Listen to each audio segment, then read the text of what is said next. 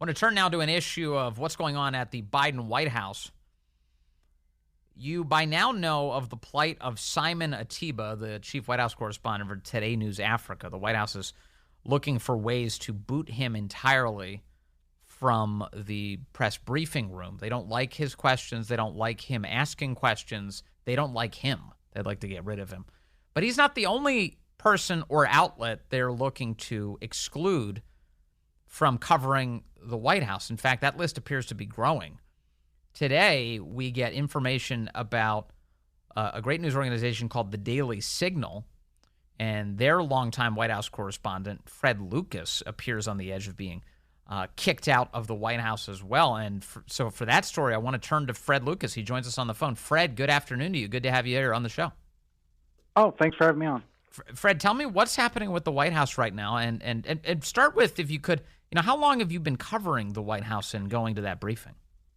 Yeah, I've covered the White House going back to 2009, actually, with Barack Obama. I've had the hard pass since that time, and I actually had fairly good relationships, I thought, with the Obama press team and the Trump press team. There was never really a purging in either of those administrations.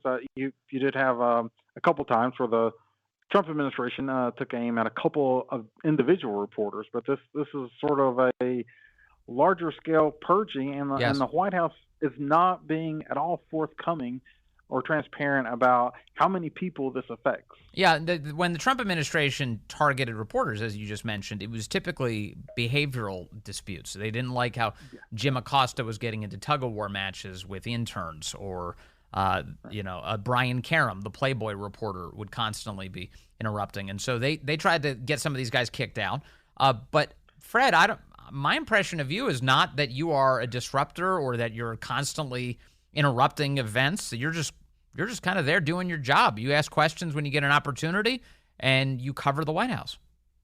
I was there, and I did shout out a question during a briefing about whether the administration thought whoever brought cocaine into the White House should be arrested. Sure. She didn't answer my question, but some other reporters actually picked up on that question and asked it, so I was happy about that. Yes. But I've never interrupted or was a disruptor. Or right. So in other words, nobody would accuse you of being impolite. I mean, you're just asking questions. Hey, that's all. No. So how did we get to this moment where the Daily Signal is on the chopping block and that you might be removed from the White House? What's happening here? Well, what they set out a new criteria for this around late May or so, and sent it out to all hard pass holders. They introduced into the criteria was that you had to be either registered or credentialed to cover the Congress or the Supreme Court.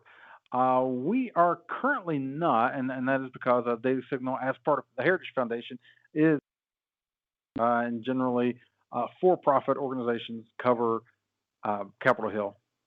I'm sorry, so you broke up a little bit, but what it sounds like you said, and I think I understand, is that in order to get a congressional hard pass, that is to cover the House and the Senate, to be a journalist, normally the rule has been that you have to work for a for-profit news organization, not a nonprofit. You work for the Heritage Foundation, so it's a nonprofit. That's the rule by which Congress is keeping you out of the hallways. And the White House is now saying we're going to adopt the same policy? Yes. And to be clear, the Daily Signal is an independent news organization, but we're a division of the Heritage Foundation. Yeah, I mean, and by the way, if the whole point is to try and filter out organizations that have a point of view, you're going to have to remove a lot of organizations from the White House press briefing. Right, So I remember in the talking points memo has been a part of the in-town White House press pool and had hard passes. You've got, which is a full-blown left-wing, they say it, organization. The Advocate, which is literally, they call themselves the Advocate. They're a gay news organization dedicated to gay issue advocacy. They're in the White House. They're covering events. No. Yeah, and actually, there's no reason they shouldn't be. Right. Listen, I think it sounds trite to say this is not about me, but I'm going to say it. This is not about me, and it's not about any one reporter that's going to be eliminated here. What this is about is you don't want the government the administration deciding what press and what media gets to cover them. Exactly. And you do not want that in a Republican or a Democratic administration. And if this precedent that the Biden administration is setting here, can easily go into a Republican administration too, and the left might decide they don't like that. And we've seen this a few times in the past where the left doesn't like the new rules that they set for things. So I think, and also I think this is a problem here, is that this could be a first step. I mean, they found a niche where they might be able to purge some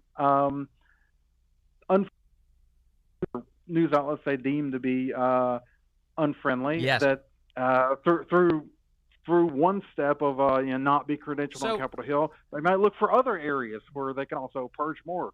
But there's an organization that's tasked with looking out for these types of issues, because the job is to try and ensure press access rather than to constrict it. And that job is managed by the White House Correspondents Association. Their job is to advocate on behalf of the collective reporters at that White House. That would include you, Fred Lucas. So what is the White House Correspondents Association doing here? Right now, they have been mostly silent on the policy change. Some of that, I think, is attributable to the fact that we just recently had elections in which the leadership has changed and terms for the president and the board has expired. So I am hopeful something's going to come forward on that. That we'll see a position taken. I mean, I guess I know that you're hopeful here. Has anybody talked to you at all? Can you at least tell us that? No, not from the board. No. Okay. Well, that seems like a problem, right? Because if you were going to fight for anything, it'd be for press access, because if they can do it to the Heritage Foundation guy, the Daily Signal guy, they can start doing it to other outlets as well. And before you know it, only lick spittles are going to be in the room. And that's not the way you actually get interesting information, important information out to the public, Fred Lucas. Right. And again, I mean, the reason why I think a regular person should care about this is that, you do not want just friendly media in there, compliant media covering a president, and also you don't want the threat of losing your credentials hanging over you if you're not deemed compliant media. That's what we're looking at now. I do get the impression that it's almost like with the Simon Atiba saga has provided for the White House some sort of useful window wherein they can start banning a bunch of other news outlets that they don't like under the cover of Simon Atiba, right? So the idea is that Simon is constantly mixing it up with them. The press and the White House seems to be unified for the most part in saying that he's a bad actor in the press briefing room. He isn't behaving himself. He's interrupting his colleagues. They have all sorts of justifications. And this is all leading to what appears to be an inevitable banishment for Simon Atiba. And it seems that under that event, they're going to go after guys like you, Fred Lucas, too. And I mean, if we also bring up the Jim Acosta comparison with Simon, with Jim Acosta, I mean, I was not for that either. I mean, I didn't think they should, in that case, try to pick who right the press corps. But in that case, the White House made a case that they thought he broke decorum.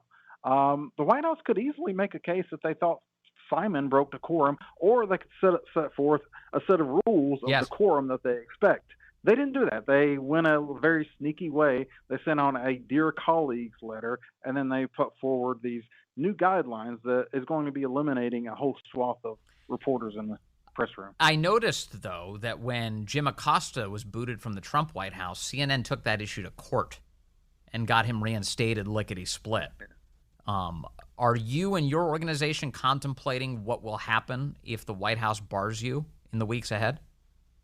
We are looking at that, yes. Not ready to say anything on that yet. So. Okay, but you're seriously contemplating your options, in other words? Yes, of course. Okay.